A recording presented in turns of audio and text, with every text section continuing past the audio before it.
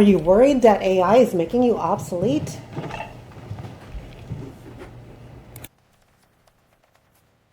Look, the numbers just don't add up here. Can you rerun the analysis? Have your hard-earned skills suddenly stopped feeling like enough? Do you wonder if you're falling behind? This is Dr. Grandma B, Dr. Bachmeier's avatar. I'm giving you 5 evidence-based strategies to overcome the fear of becoming obsolete, and you will learn why you feel this and actual practical actions that you can employ to ensure you don't ever feel this way again, but you will also certainly not ever become obsolete. You got this. To illustrate how this type of anxiety might affect you, let me share this story. And stay with me because I will definitely get to those strategies. I'm sharing this story about a great lady, I'll call her Margaret, sent me a message last month. She wrote, "Dr. B, I've worked in the same field for 26 years. I know my job. I'm good at it. But lately, every time I open the news, I see another story about AI taking over. And I can't shake this feeling that maybe I'm already behind. Not behind on the news, behind on being a relevant person. And I don't know what to do with that." Margaret, this one is for you. And if what Margaret described sounds familiar, if you've had a version of that thought, even a quiet one at 2 a.m., then this one is for you too. What Margaret is describing has a name. Researchers call it techno-insecurity. Colloquially, it's become known as FOBO, the fear of becoming obsolete. And I want to say this clearly before anything else. If you've been feeling it, you are not falling apart. You are having an understandable human response to a genuinely disruptive moment in history. The question isn't whether the anxiety is real. It is real. The question is what you do with it. And that's what we're going to get into today. Carefully, thoroughly, with the actual science behind it. Not headlines, not hype in either direction. The psychology. Pour your coffee. This is going to take a minute, and it's going to be worth it. Here's the version of AI integration we were sold. New tools would make our jobs easier, free us up for more meaningful work, and those of us who had been around long enough would be able to direct and supervise the machines while still doing what we do best. Here's what a lot of people are actually experiencing. Tools that move fast, change constantly, require learning curves that feel steep, and colleagues, often younger, who seem to pick this up effortlessly while you're still trying to figure out where to click. And then the headlines pile on top.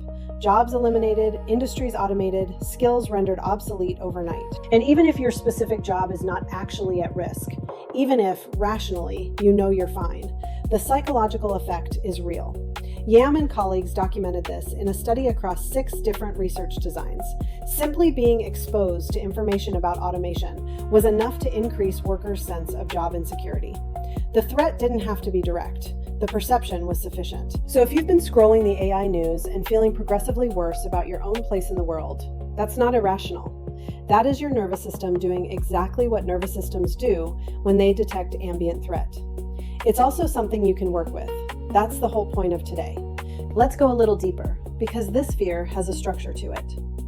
Researchers Raghu Nathan, Tarifdar, and colleagues developed what's called the techno-stress model, a framework that identifies 5 distinct ways technology creates psychological strain. And one of them is precisely what we're talking about. Techno-insecurity. That's the technical term for FOBO. It's the specific fear of being replaced by technology or by colleagues whose technology skills exceed yours. And here's why it matters that we name it precisely. Because techno-insecurity is different from general anxiety. It's different from technophobia, which is a categorical fear of technology. And it's different from what researchers call techno-complexity, which is the stress of learning difficult systems. Techno-insecurity is an identity threat. It's not, I can't use this software. It's, if the software can do what I do, then what exactly am I for? Those are 2 very different psychological experiences, and they call for very different responses. Underneath both, though, is what psychologists call cognitive appraisal, the process by which your brain evaluates whether a situation is threatening or manageable. When you read an AI headline and your chest tightens, what's happening is your brain is running a rapid threat assessment. Does this situation exceed my resources? Am I equipped to handle this? And for a lot of people right now, in the context of AI, that assessment is tipping toward threat. Wang and Wang, researchers who developed and validated the first dedicated AI anxiety scale, found something really clarifying here. They identified that AI anxiety isn't one thing. It clusters into 2 separate constructs, job replacement anxiety and AI learning anxiety. FOB is primarily the first one. And these respond to different interventions. Knowing which one you're dealing with matters. What protects people against both? What buffers the threat appraisal before it becomes full FOBO? Self-efficacy. Not confidence in the cheerleading sense, genuine experience-based belief in your capacity to learn and adapt. That is the psychological variable that makes the difference, and it's buildable. It's not fixed at birth.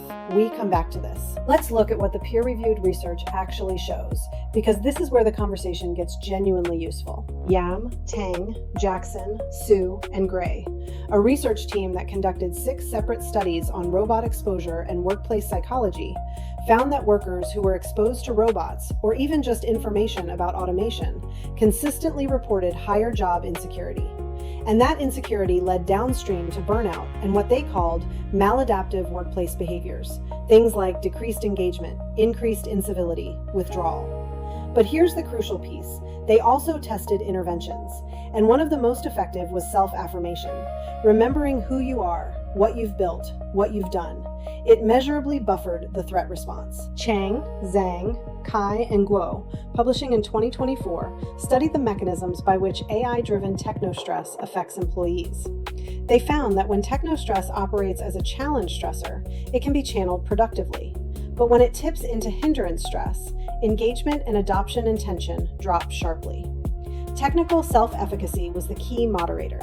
People who believed they could figure out AI tools experienced significantly less hindrance stress from the same pressure. Marsh, Perez Vallejos, and Spence, studying digital workers in the UK, found that mindfulness and digital self-confidence together were the 2 strongest personal buffers against techno-stress.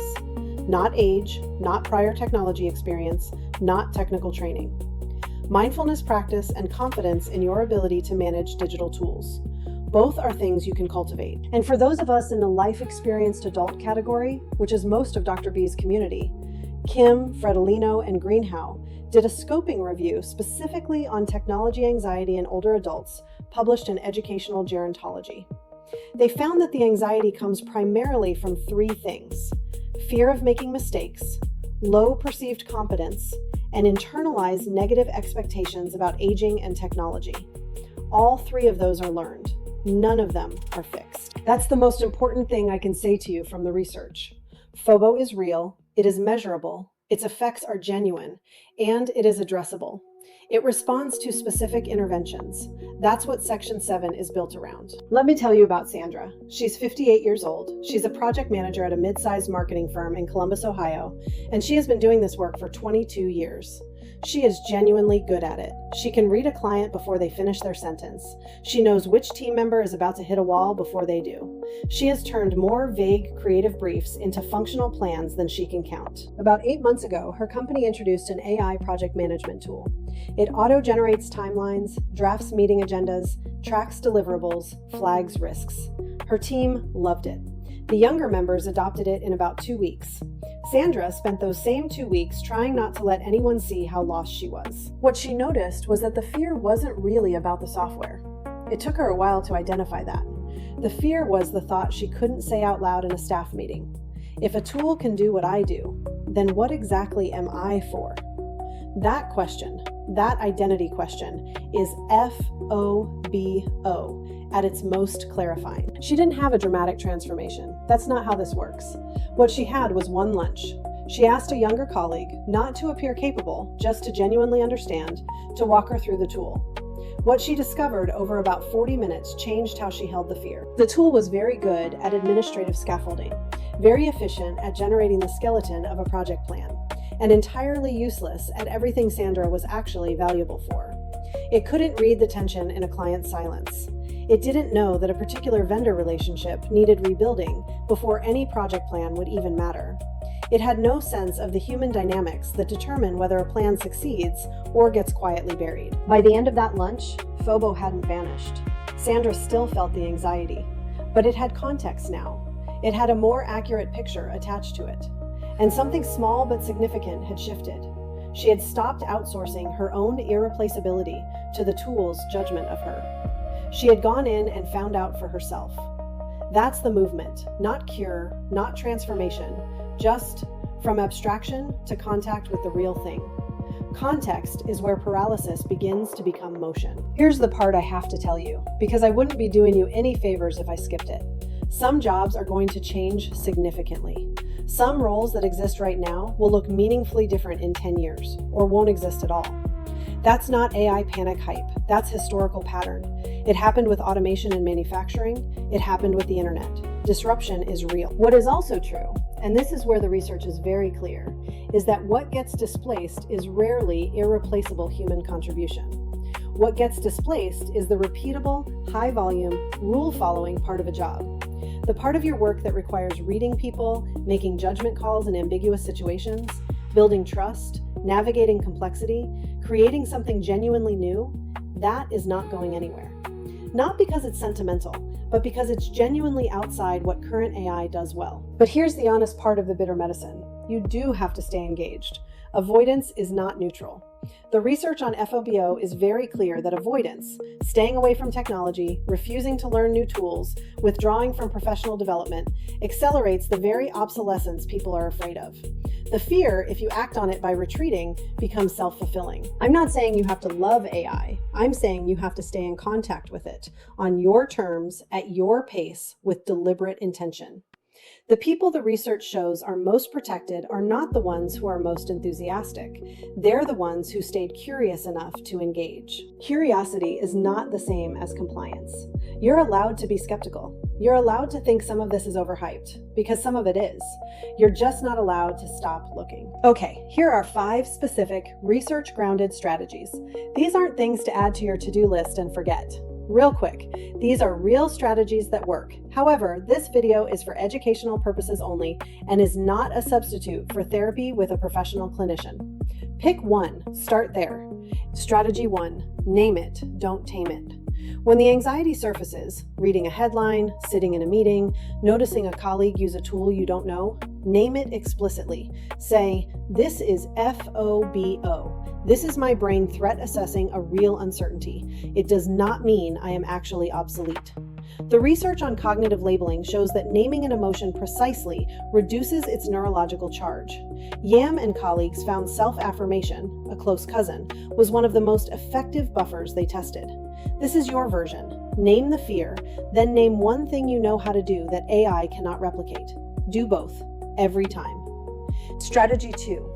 Build the smallest possible competence. Self-efficacy, the protective factor Chang and colleagues identified, is not built through theory. It's built through mastery experiences. Small, successful encounters with the feared thing that accumulate into genuine confidence. So choose one AI tool that touches something you already do well. Spend 20 minutes with it. Use it to accomplish one real task, not to become an expert, to have one honest experience of being competent.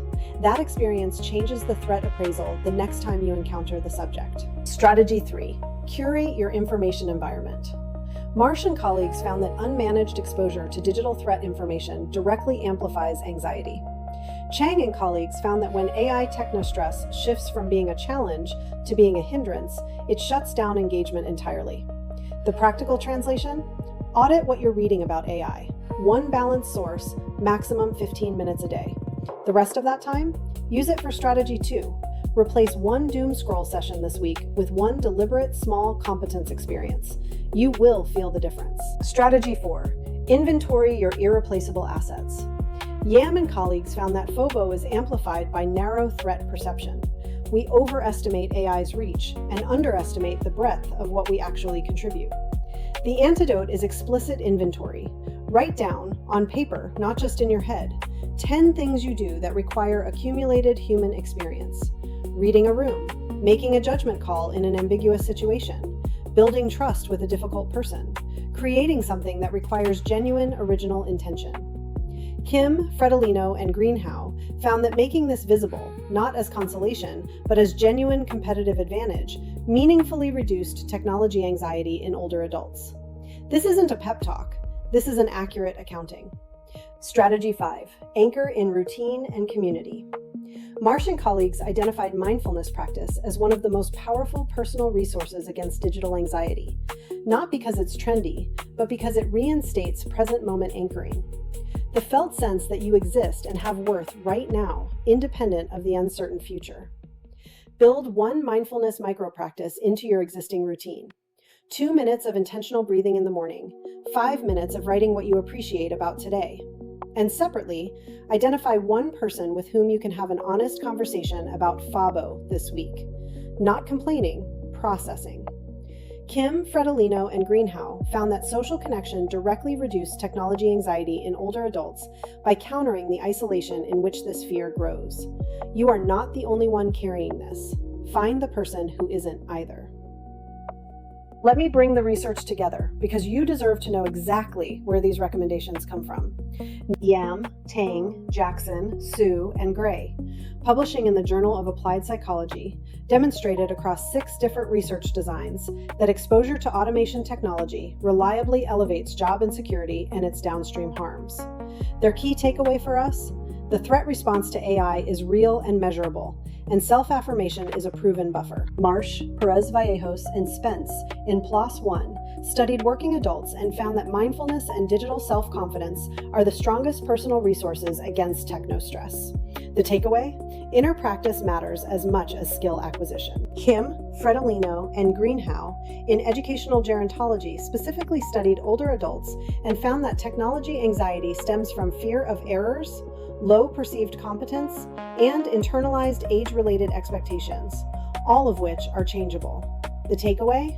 FABO in the life-experienced adult is not fixed. It responds to supported, low-stakes engagement. Chang, Zhang, Kai, and Guo in the Psychology Research and Behavior Management Journal showed that when technostress becomes a hindrance rather than a challenge, it shuts down engagement.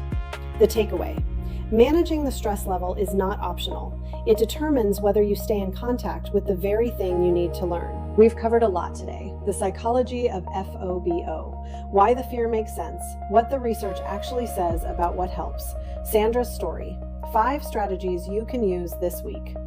Here's what I want you to walk away with. The fact that you're worried about staying relevant, about learning, about growing, about contributing, that doesn't make you weak. It makes you a person who cares deeply about doing their life well.